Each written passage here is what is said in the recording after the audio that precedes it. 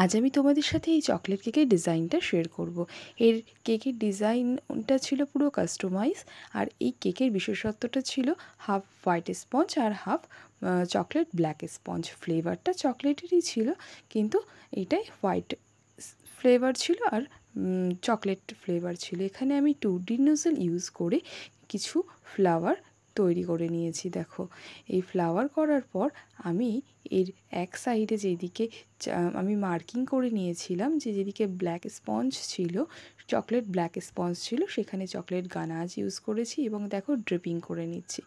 এবং কেকটাকে ভালো দেখানোর জন্য, সুন্দর দেখানোর জন্য এই 2D নোজলের সাহায্যে কতগুলো ডট ডট দিয়ে ফ্লাওয়ার করে দিয়েছি এবং এক সাইডে কিছু চকো চিপস দিয়ে দিয়েছি।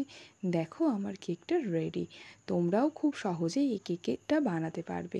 যদি তোমরা চাও তাহলে অবশ্যই এটা পারবে, ট্রাই করে দেখতে পারো।